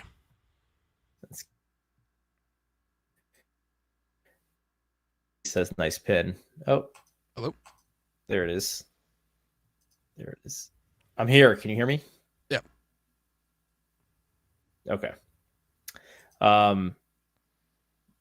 My internet is fucked up. Prediction for Skeleton Crew viewership. I'm gonna say roughly around the same as Ahsoka. Maybe a little bit. I was gonna agree. I was gonna say maybe a little bit less. I think that's fair. Ahsoka hovered around the 550 minutes or million minutes watched. I think we're gonna be around 5 to high 4s. I think higher than Acolyte, lower than Ahsoka. I was gonna say like 450 to 550 if I had to guess, but obviously I don't know what they look like more. That's your bread and butter, but based off of what we saw for Ahsoka, that's what I'm kind of thinking. Yeah, I would love to see it hit the 6s consistently. That would tell us that yes, families are watching it, but yeah, it's hard to say. Llama Prop does say Ahsoka went up because of Anakin. Yeah, it hit almost 600 for the Anakin episode and stayed there throughout the finale. I think Thrawn coming back, all that stuff. So yeah, we don't know who's going to show up in Skeleton Crew though, because it's possible someone does show up that's a fan favorite character or two. You know, I mean, we got a lot of pirate stuff. Maybe Hondo. Maybe I really don't think that Jude Law was a Jedi. I think maybe he just like I think if we're gonna like because if we're getting mentions of Jedi in the trailer, we're gonna see a Jedi in some way, shape, or form. But I don't think Jude Law is a Jedi. I think he just has knowledge of the Force and is able to use the Force. Yeah. And I don't think he's a trained Jedi. But he's not Haja either. That it's just pulling like contraptions off. Right. He struggled to pull the key, and I think that was like kind of the giveaway that like, yeah, he might have the Force, but he's not like super trained or anything like that. He has more Force sensitivity than Kenobi did in the first episode of the show. Like, oh my gosh. Like, dude isn't cutting up whale meat anymore. Like he's there, but he's not like On that note, wrap it up. On that note, Acolyte should be erased from history. Same. It might be. Honestly, it might be. It sounds like. We might get the Willow treatment.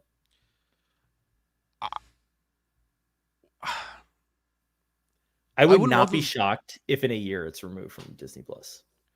I would be more shocked. Like, I'm more shocked that they're like shows that they have costed hundreds of millions, and you're just gonna wipe it. Like that's kind of like I don't know what happened with Willow minus it getting just wiped, but if a show costs that much money, I feel like you still should leave it up. See, it's there's a cost to leave it up, right? There's a cost for them to keep that on the platform. Basically, they have to pay all the actors. There's royalties associated with it. There is, because Netflix never had royalty. Like they talked about from The Office that no one ever got any royalties from Netflix when it went up there and exploded. Same thing with Breaking Bad. They never got any royalties. Yeah, but the thing about Office is they got a lump sum payment to move it to Netflix. So, like when they moved it there, they got a payment straight ahead, just like Friends. When Friends got moved to Netflix, there was no royalties. It was a lump sum payment that got paid to the actors. This is a show that Disney owns that is on Disney's platform. This is the reason that Willow was removed. The problem was there was zero. I mean, and I don't mean 0, but I mean like next to no viewership after it aired. And because there was no one watching it after it aired, essentially they were going to be leaving it on there, paying for it to stay on the platform because you got to pay for cloud space, you got to pay for that kind of thing. I mean, there's data space associated with it as well, royalties. It's worthless to the company at that point. I didn't even I knew about this show when it got canceled. I didn't even know it came out. I remember the announcement when it got announced. I don't remember anything. They announced it at Celebration. Yeah, that's the thing. Like I remember it being announced, and then I remember it being canceled, and that was it. I never even knew it came out. Oh, it came out. No one watched it. It came out. No one watched it. Yeah, it was there. Yeah. Could season 2 save it? Violent XRP? I don't think so. If there was a different team, maybe, and if they changed the name, maybe. But yeah, if they made it a Plagueis story only and brought new writers in, yes. Like just call it The Wise, a Darth Plagueis story. Yeah, something like that. And just first scene, he just kills Osha and Kamir. The first scene is just him flying through with like a Sith scream. Just I wouldn't even want like the actors from the Acolyte to come back. I'd want it to just be like off-screen kills. Like we don't even have to touch it. We're just gonna like move on. Yeah. Because of the cost, because of how it ended. Nothing can save it. Because of how much it costs, I don't think anything can save it. I will say, I still am ordering Kamir Saber because they are really releasing it where it twists and it comes apart.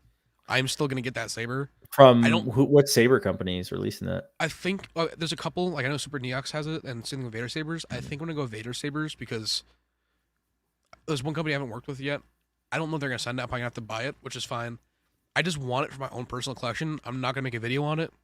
I am gonna make a video on the Weathered Luke saber that's coming, but that saber is just like having a saber you can twist and it pulls apart. That's just sick either way. When we saw it in Jedi Fallen Order the first time, I was like, that's cool. I gotta have that in person. So some of the saber designs were cool, but that's really about it. Yeah, I mean, some of the saber stuff was cool in it. That's about it. I didn't like it. Yeah. Overall, I'm not mad. We're not getting a second season. I'm just like, okay, whatever. Move on. There are no hard feelings. On to bigger and better things. Yeah, on to bigger and better things. I didn't like it. Just curious. Yeah, me neither. But where's my Starkiller show? Where's anything Legends? I wouldn't even want them to touch Starkiller because I wouldn't want it to be fucked up. Yeah, that would be a tough do. I mean, that'd be tough to do. I think animation maybe could work for Starkiller though. Maybe. But at the same time, George said that like Starkiller was never supposed to come into the movies or anything live action. It's only supposed to be for the games, just to show what the Force would be like fully unleashed. I love Starkiller, but I wouldn't ever want to see him in live action or in animation because I feel like it would take away, unless he's like an Inquisitor and it's a new character that's just called Star-Lord. Or not Star-Lord, sorry, Starkiller. Just because that character not only means so much to so many people, but is so legendary, I wouldn't want it to be undersold in live action or in animation. Yeah, that's a good point. It's a tough one, right? I almost rather just them do another Starkiller video game. I was just gonna say, give us TFU 3, Force Unleashed 3. Yeah. Matt, it was Headland who decided to give the Plague a show. Yeah, they put way too much faith in her with the budget and everything that they gave her. Way too much. The second we heard the reports of like them hiring people that didn't know that Luke and Leia were brother and sister, that's kind of like I kind of felt like okay, but Red flag. Maybe they want like a new take on it. Sure, but I should have known then that it was not going to be what I thought it was. See, yeah, I don't even think that's part of the massive issue though, because Gilroy doesn't know much about, he's seen the originals and I think he likes the originals, but he's not a big lore guy or anything like that. He just knows how to write a good story. And then he has the story group help him with filling in some of the gaps. And that's all that we need. You know what I mean? Yeah. Because also I feel like too much input could be like detrimental. Like with season 3. Oh, yeah. Too much corporate meddling. Yeah, for sure. Sorry, I'm Break Boys. I'm bored as fuck. I get it, man. Sorry, we are winding down, but yeah, I got you. Since Headland says she wants Plagueis puppeting story in season 2 and 3, I don't want it, man. I don't want season 2 or 3 anymore. I want to move on. Moving on. I want John Watts. Let's see what Joe. Are you talking about the title of the thing? I'm Joe. I titled it mine like Joe on Forbes. Yeah, on Forbes. Here it is. This is my data that I put together, my logo there, Jar Jar Jargon. So I just had some credit on Forbes for compiling Acolyte data about an article about why it was canceled, which is because of viewership. We did cover that towards the beginning of the stream, Lady Snavel. And go ahead and check that out if you want to get some more info about the Acolyte viewership data. I mean, the fact that you got on Forbes, though, is still incredible. Like, that's way more of an accomplishment than having 40K subscribers. Like, that is insane, dude. That's I don't know about, I know. I'd rather. That's like being on like the cover of like Rolling Stone in my eyes, anyway. That's like, dude. It was pretty cool. Hello. That's insane. Thanks. Hello there. Okay, I wanted to address this one real quick, and then I do need to bounce, man. But did you see the trailer? I have not. Oh, you got to go watch the trailer. It's so cool. I got it pulled up. I'll watch it the second we stop here. Wait, hang on. He said it was anime, right? It is the Lord of the Rings War for Rohirrim, not the Rings of Power season 2. No. This is, I'm on the trailer, and the first shot looks in live action. Like right, here. They have like a little recap of. Oh, do they? Okay, I was so confused. I'm like, wait, this is live action. What do you mean? Yeah. All right.